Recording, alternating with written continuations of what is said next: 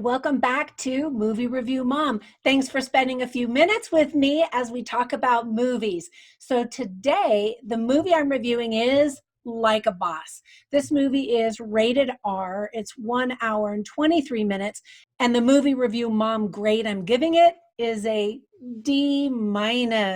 Wah wah for don't watch this garbage.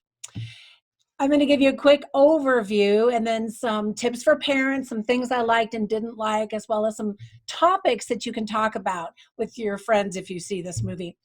Anyway, in a quick nutshell, January is notorious for horrible movies. And this movie is perfectly placed for January. If you watched the trailer and thought it made the movie look really trashy, you're wrong. It's way worse than the trailer. This movie is garbage and offensive in so many ways. In movie terms, the humor is called blue. That means it's very inappropriate and just raunchy and vulgar from the very first conversation in the movie. Why do women have to be portrayed that way to prove that they can be powerful or successful in business? The movie was written and directed by men, and it's just a cringe-worthy gal pal comedy that showcases female empowerment gone wrong, in my opinion. Women deserve so much better. Not once is a woman of virtue even represented in the film. Are there raunchy women like this in the world? Absolutely, unfortunately. Are there virtuous women in the world? Absolutely. Where are all the movies about them? Some quick tips for parents. Don't let your kids watch this movie. It is super crude, crass, vulgar, tasteless. I'm trying to come up with more synonyms for, or I should say antonyms for the word classy. Whatever's classy, this movie is the opposite. There are some inappropriate comments about President Obama and his family. Tons of jokes about sexual relations. There's a gay man and homosexual jokes. Lots of drugs, alcohol, smoking, and very inappropriate baby shower cake, which is actually shown in the trailer. So if you were like, meh, that's not something I want to see, then that's the kind of stuff that's in this movie. There's some bullying and some racial slurs.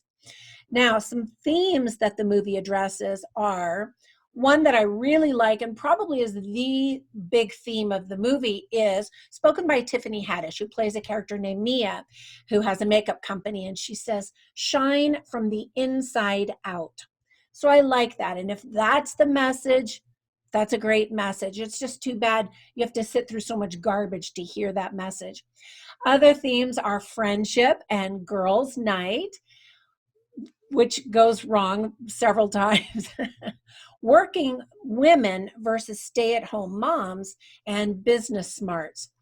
Now, some things that I liked about the movie are, first of all, the friendship between Tiffany Haddish and Rose Byrne's characters I thought was pretty believable, and they had pretty good chemistry, although I've read other reviews of people saying they had no chemistry, but I liked them together.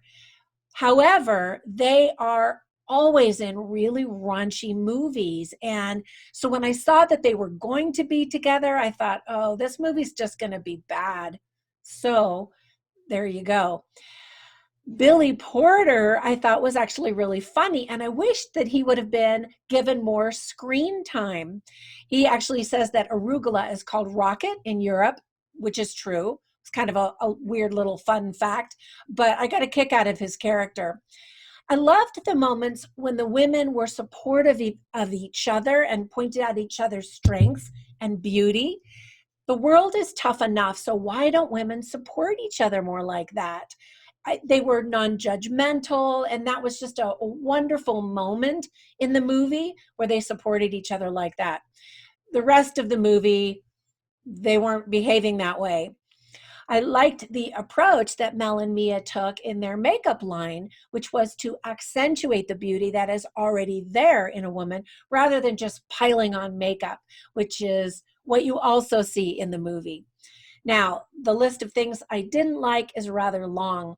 First of all of the characters are just exaggerated cartoons of people. I don't know anyone that behaves like this. And there are some things that people do that just don't even make sense. For example, two characters jump out of a window into a pool.